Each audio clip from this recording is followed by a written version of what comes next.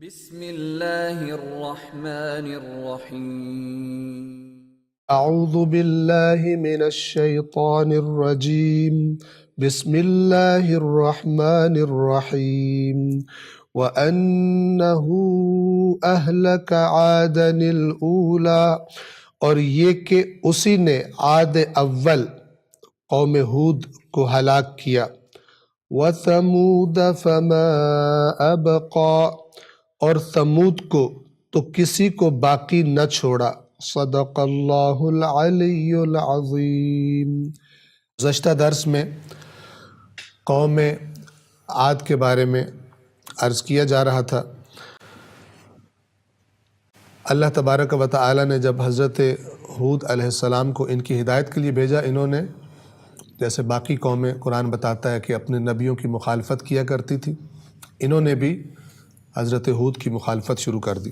خداوند عالم نے ان کی ہدایت کے لیے 7 سال کا قحط اور خشک سالی ان پر مسلط کر دی،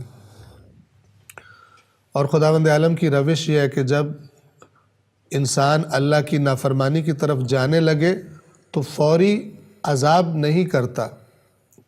خدا اپنے بندوں سے محبت کرتا ہے تو کوئی نہ کوئی ایسا کام کرتا ہے جس سے غافل ہو جانے والا بندہ دوبارہ اللہ کی طرف متوجہ ہو جائے۔ تو قوم عاد پر بھی اللہ تبارک و تعالی نے جب دیکھا کہ یہ میرے نبی کی مخالفت پہ اتر آئے ہیں اور اس برائی کا سبب ان کی طاقت ہے، ان کا اقتدار ہے، ان کی یہ نعمتیں ہیں، سرسبز و شاداب باغات اور فصلیں ہیں، تو اللہ نے 7 سال کے لیے ان پر قحط خشک سالی مسلط کر دی۔ لیکن یہ لوگ اس قدر اپنے نشے میں مست تھے کہ بجائے یہ کہ توبہ کرتے اور حضرت ہود کی بات مان لیتے، ان سے کہنے لگے کہ ہم پہ عذاب لے آؤ۔ سورہ احقاف کی آیات میں اللہ تبارک و تعالی نے ان کی باتیں بیان کی ہیں۔ توجہ فرمائیں، قرآن کے الفاظ میں ہی ہم دیکھتے ہیں۔ قالوا، جب حضرت ہود نے ان کو دعوت دی تو کہنے لگے، قالوا اجئتنا لتأفکنا عن آلہتنا، تو اس لیے آیا ہے ہمارے پاس تاکہ ہمیں ہمارے خداؤں سے جدا کر دے، جھوٹ بول کے، غلط باتیں کر کے تو ہمیں ہمارے خداؤں سے جدا کرنا چاہتا ہے۔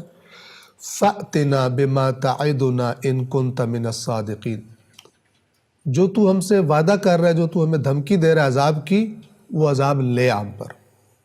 یعنی اکڑ گئے بالکل، تجھ سے جو ہوتا ہے کر لے، ہم اپنے خداؤں کو نہیں چھوڑیں۔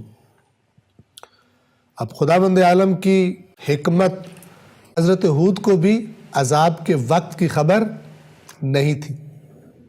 اگلی آیت میں جو آیت نمبر 23 ہے سورۃ الاحقاف کی، وہاں حضرت ہود نے ان سے کیا کہا؟ قال انما العلم عند اللہ، کہ عذاب کے وقت کی خبر تو اللہ کے پاس ہے، اس کا علم تو اللہ کے پاس ہے۔ وَأُبَلِّغُكُم مَّا أُرْسِلْتُ بِهِ، اور میں تو فقط وہ تمہیں تبلیغ کر رہا ہوں، پیغام پہنچا رہا ہوں جو دے کر مجھے بھیجا گیا ہے۔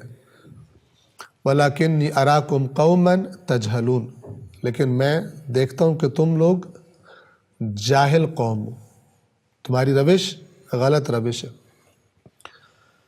اب خدا نے بھی عجیب کیا، جب ان پر عذاب بھیجا، اب ایک طرف سے آپ دیکھیں کہ خشک سالی ہے، بارشیں نہیں ہو رہی، زمینیں بنجر ہو رہی ہیں، تو ان پر جو عذاب آنا تھا وہ ایک گھنے بادل کی طرح اچانک اٹھا، اور یہ لوگ ان کا آپ کہیں کہ جو غیر الہی محکمہ موسمیات تھا، انہوں نے الٹا کیا کہنا شروع کیا کہ یہ کہہ رہا تھا کہ عذاب آئے گا، اور یہ دیکھو ہمارے خداؤں نے کیا کیا ہے، گھنا بادل بھیجا ہے، یہ بارشیں برسیں گی اور ہماری فصلیں اور یہ دوبارہ سارا مسئلے ہمارے ٹھیک ہو جائیں گے۔ فَلَمَّا رَأَوْهُ عَارِضًا، سورۃ الاحقاف کی آیت نمبر 24 ہے۔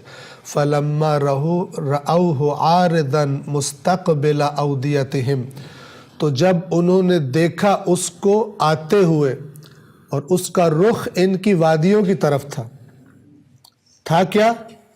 اللہ کا عذاب تھا جس نے ان کی نسل کاٹ کے رکھ دینی تھی، اور یہ کیا سمجھ رہے تھے؟ خوشیاں منا رہے تھے کہ بارش آ رہی ہے اور الٹا حضرت ہود علیہ السلام کا یعنی مذاق بنا رہے تھے. اور ذہن میں آیا کہ صحیفہ کاملہ میں امام علی ابن الحسین علیہ السلام فرماتے ہیں کہ خدایا ایسا نہ کر دینا مجھے کہ تیرا عذاب ہو اور میں اسے تیری نعمت اور تیری رحمت سمجھ رہا ہوں. تو اس کا بھی رشتہ ایک اسی چیز سے کہ وہ بادل اٹھا اور یہ لوگ کیا سمجھ رہے تھے کہ یہ ہم پر رحمت آ رہی ہے, ہمارے خدا ہم پر رحمت کرنے لگے, خشک سالی ختم ہونے والی ہے. جب انہوں نے دیکھا اس کو آتے ہوئے تو کہنے لگے قالوا ھذا عارض ممطرنا, یہ جو آ رہا ہے یہ تو ہمارے اوپر برسنے کے لیے آ رہا ہے, بارش آ رہی ہے, خوشی کی خبر ہے.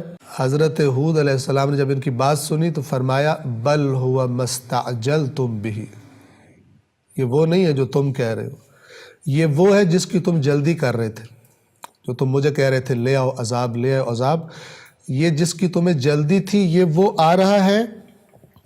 ریح فیہا عذاب علیم, یہ بارش نہیں ہے, اس کے اندر ایک ایسی ہوا آ رہی ہے, ایسی سرد اور ٹھنڈی ہوا کہ جس کے اندر دردناک عذاب اللہ نے رکھا ہے.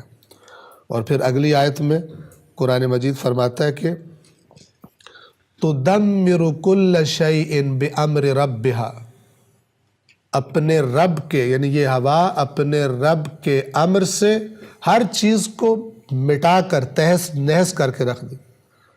فَأَصْبَحُوا لَا يُرَى إِلَّا مَسَاكِنُهُمْ, اور جب وہ ہوا ان پر چلی اور چل کے ختم ہوئی تو گھر تو دکھائی دیتے تھے جو انہوں نے بنائے تھے, لیکن ان گھروں کے اندر رہنے والے دکھائی نہیں دیتے تھے. والسلام علیکم ورحمۃ اللہ وبرکاتہ.